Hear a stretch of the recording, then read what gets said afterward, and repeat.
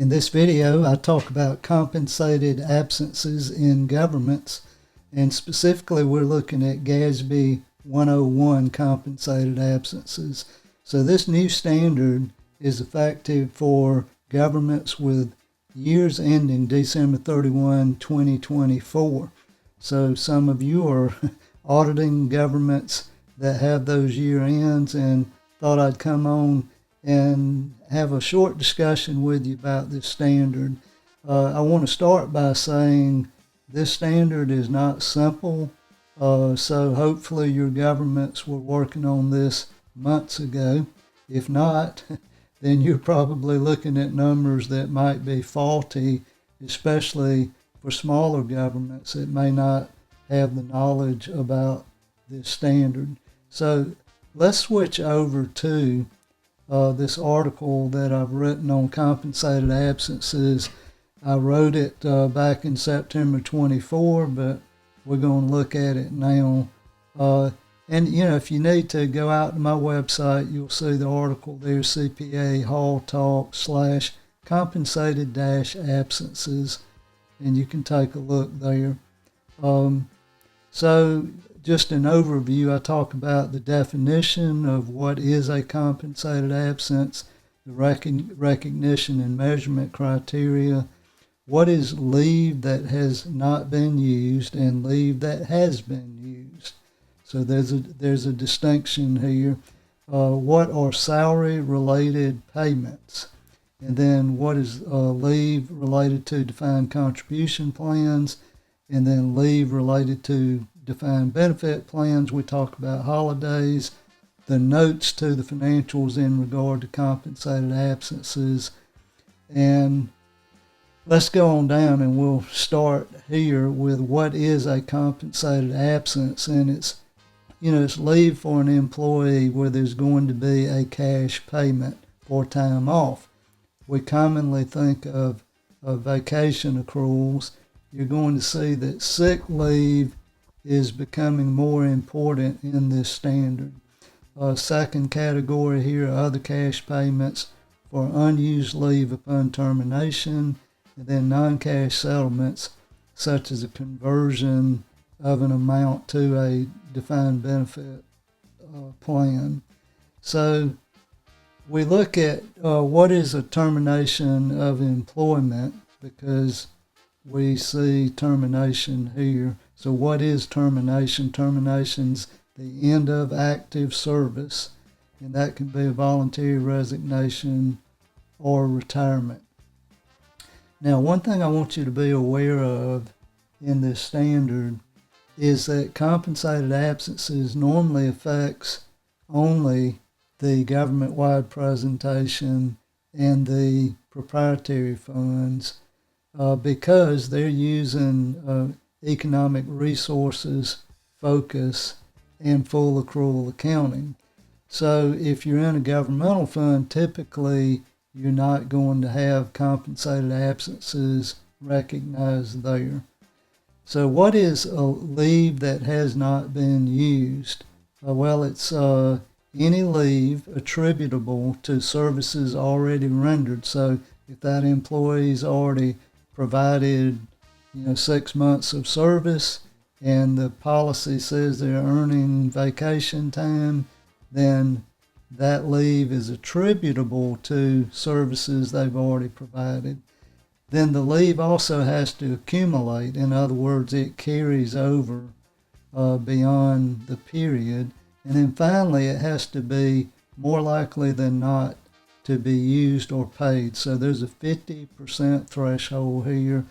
If you're a government, you need to document when you think it's more likely than not that these amounts would be paid. And you're going to be looking at your vacation and sick leave policies. You're going to look historically at, how those payments were made, or how that accrued leave was used in some form or fashion. So we define as services already rendered is what we just said, that the employee's already provided time to earn that benefit. It accumulates it means it carries forward from one period to another. And then more likely than not, greater than a 50% chance that it's going to be in play.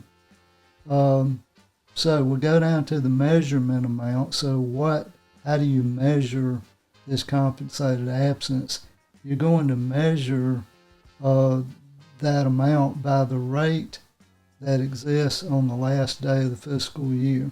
So if you were computing June 30, 25 for Joe Johnson and his hourly rate's $30 an hour, that's what you would use.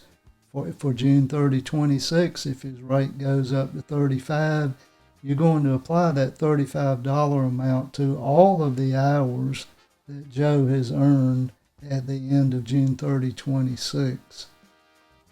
So that's how that works.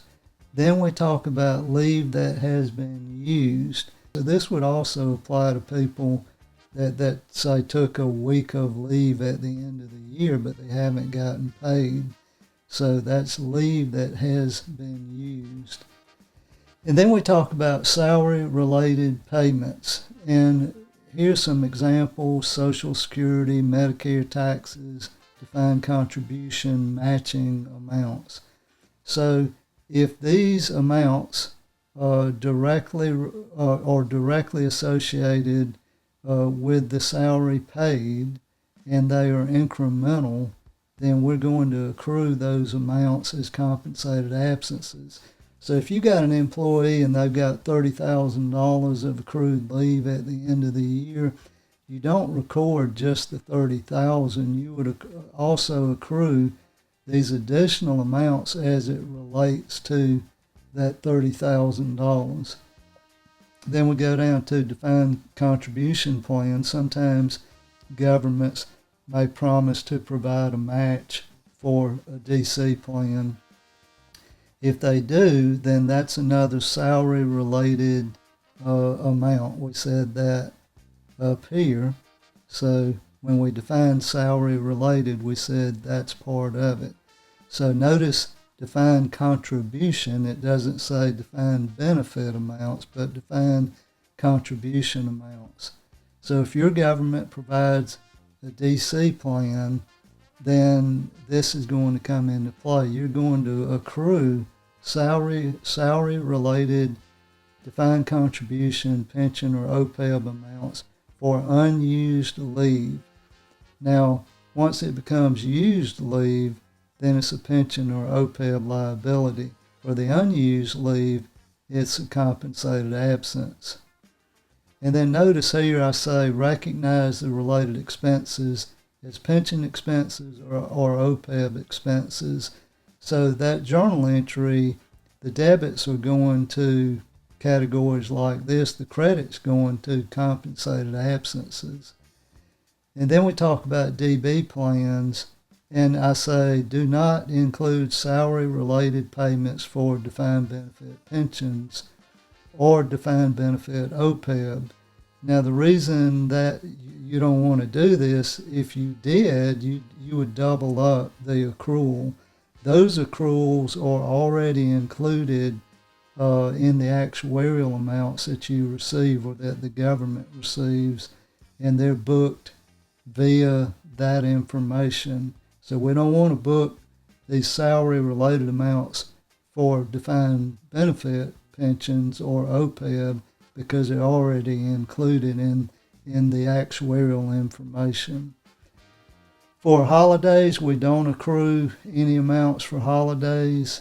For the notes, there's one nice change in here. In the past, we've tried to show beginning compensated absences in that note disclosure, and then additions, and then reductions, and then ending balance. You can now show just a net increase or decrease, but if you do so, you need to say it's a net amount. Okay, PTO, some governments have PTO. If the PTO accumulates and carries over at the end of the period, then you want to recognize a compensated absence for that amount. Why? Because it accumulates and it's more likely than not to be paid. and the leave is attributable to services already provided.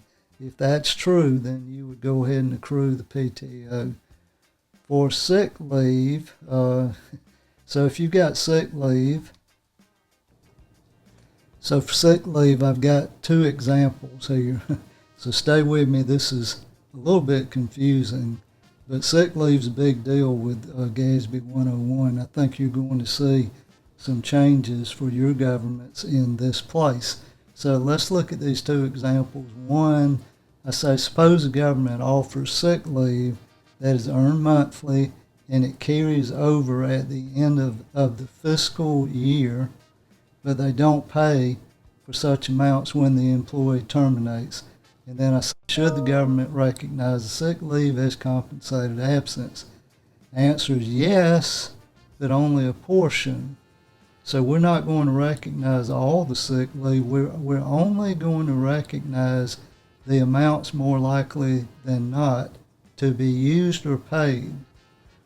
So you look at the total sick leave hours, and then you're asking yourself, what's the amount that's more likely than not to be used or paid? And then you're going to accrue that amount. Now you're going to be looking at historical patterns of sick leave usage to come up with this estimate. If you're an auditor, you need to be looking at how this estimate is computed and what the assumptions are and see if they make sense. Now the second example here, a little bit of a tweak. And notice I go from talking about a fiscal year to a calendar year. So in this example, suppose that sick leave accumulates monthly and is not paid upon termination and does not carry over at the end of a calendar year. If the government has a June 30 year end, should it recognize sick leave? And I say yes, but only for the amounts likely to be paid by December 31, 2025 in this example. Why? Because the sick leave accumulates, it carries over from June 30, but it terminates by the end of the year. So the employees have earned the sick leave as of June 30. We know what the dollar amounts are, but we're going to be looking at how much of the sick leave is used from July 1 of this period after the end of the fiscal year, July 1 through December 31, how much is normally paid or used in that period. And then based on that prior historical information, we're going to compute that sick leave in that manner. So for a fiscal year, you don't have this dynamic where, you got mid-year, but, it doesn't carry over at the end of the calendar year. Up here, it carries over. So just make a mental note about these distinctions. All right, what about parental leave? Some governments may offer 3 months off when an employee has a child. You'd recognize a compensated absence, but you'd only do so when the leave commences. So you're not trying to guess how many people are going to take off and have a child. You just wait until the leave commences for parental leave, and then you'd book it at that time. We said the effective date is for fiscal years ending December 31, 2024. So that's how that works. Hopefully, your government got an early start on this and you're not having to chase all these things down at the last minute. This standard is one of those where the GASB is trying to do what is logical and what best represents the financial picture. I think in doing that, quite honestly, it's almost more complex than needed. But if you want to get it right from a conceptual point of view, I understand what they did. So take a look at my article if you need to. You can go back over to CPA Hall Talk and see that full article there. There's also some information from the state of North Carolina. If you'll Google that information, they do a really good job there, and I think you'll find some information that will be helpful there. Hope this helps you in either computing your compensated absence or auditing this information in the days ahead. Till we meet again, take care. Bye now.